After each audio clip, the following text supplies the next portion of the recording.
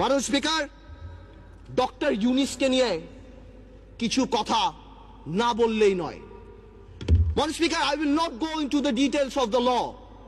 তবে অনেকেই বলে যে ল ইজ ইকুয়াল।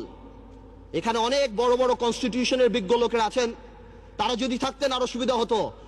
মাননীয় স্পিকার, যদিও পার্লামেন্ট বলে, সংবিধান বলে ল ইজ ইকুয়াল, বাট বাস্তবে কিন্তু ল ইজ নট ইকুয়াল।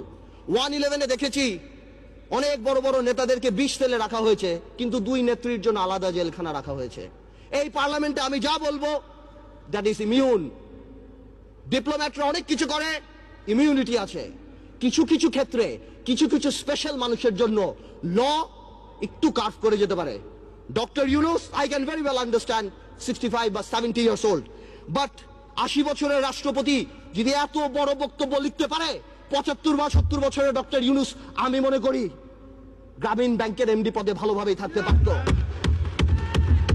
মাননীয় স্পিকার, ডক্টর ইউনূস বাংলাদেশের সম্পদ না পৃথিবীর সম্পদ। আমি দেখেছি আমাদের মাননীয় পররাষ্ট্রমন্ত্রী বলেছেন this will not affect our relationship, বহির্বিশ্বের সাথে আমাদের সম্পর্কে। ঠিক তার পরের দিনই জন কেরি বলেছেন উই আর কনসার্নড। 23 জন কংগ্রেসম্যান বলেছেন উই আর কনসার্নড। বহির্বিশ্ব ফোন উঠে ঝগড়া করবে না, এটা তাদের diplomatic language, that we are concerned, we are looking into the matter. Doctor Yunus আমাদের মতো না। আমার ফোনে সবচেয়ে বড় ভিআইপি ফোন করে জয়নাল আবেদিন ফারুক সাহেব, আর ডক্টর ইউনূসের ফোনে ফোন করে হিলারি ক্লিন্টন। মনে রাখতে হবে সে কোথায় উঠে গিয়েছেন। ডক্টর ইউনূসের এই ব্যাপারটা অ্যামিকেবলি সেটেল করা যেত। আই হ্যাভ উইটনেসড ইট।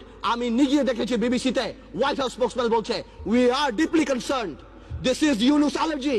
আমি জানি অনেকে বলতে পারবে এটা আমাদের সার্বভৌমত্ব, আই ক্যান আন্ডারস্ট্যান্ড এটা আমাদের সার্বভৌমত্ব, কিছু একটা ব্যালেন্স নিড টু বি ড্রন। এখন সার্বভৌমত্বর সাথে ব্যালেন্স, এখন গ্লোবালাইজেশনের সময় কালকে বাংলাদেশের বিপদ হচ্ছে, আমরা তাদের কাছে যে হাত পাততেছি। দুই নেত্রীর মনোমালিন্য হচ্ছে, নির্বাচনে যাব কি যাব না, আমেরিকান এম্বাসির দাওয়াতে ভিড় লেগে যাচ্ছে, এখানে ভিড় লেগে যাচ্ছে। আর যখন কোনো কিছু হচ্ছে তখন কি বলা হচ্ছে এটা আমাদের সার্বভৌমত্ব ব্যাপার।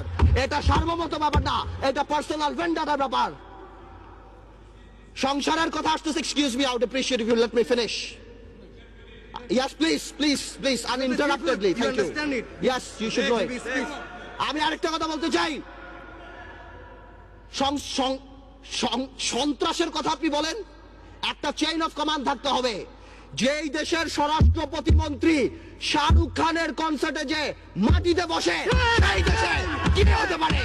মান ইজ্জত কোথায় যায় আমাদের? A মন্ত্রী is not a person. A মন্ত্রী holds the flag. সেই মন্ত্রী আমাদের, সেইখানে স্বরাষ্ট্রমন্ত্রী যেই কাজ করে, এই দেশে এগুলি হতেই পারে। মাননীয় স্পিকার, অনেক কথা বলে অনেক কিছু শেষ করা যাবে না, তবে আমি এতটুকু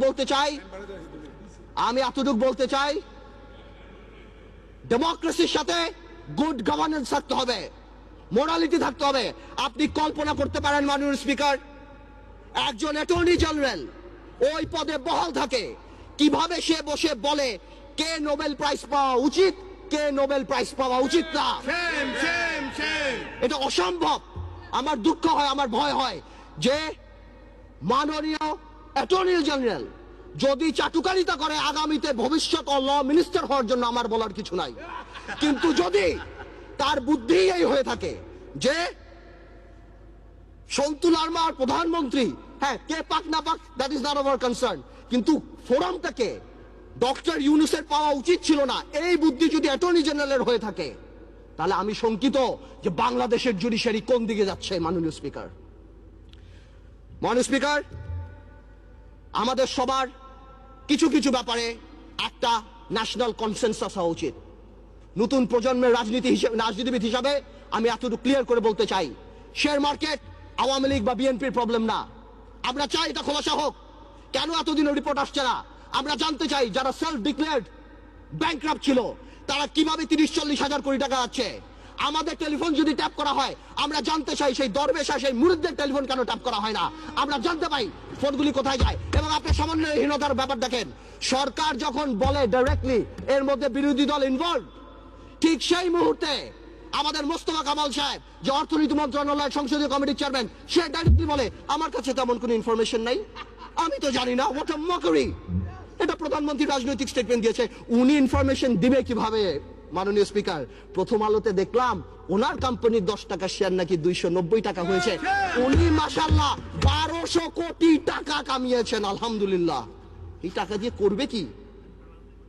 1200 কোটি টাকা দিয়ে বানিয়েছেন। এই সমন্বয়হীনতার অভাব, বারবার যে কোনো কাজে ডিউ ডিলিজেন্স ছাড়া বিরোধী দলের উপরে আঙ্গুল উঠিয়ে দেওয়া, আর শুধুমাত্র বলা এখানে করাপশন, এখানে করাপশন। হাজার হাজার, আজকে শেয়ার মার্কেট আবার ফল করেছে, ডেকে এনে ফল করায়।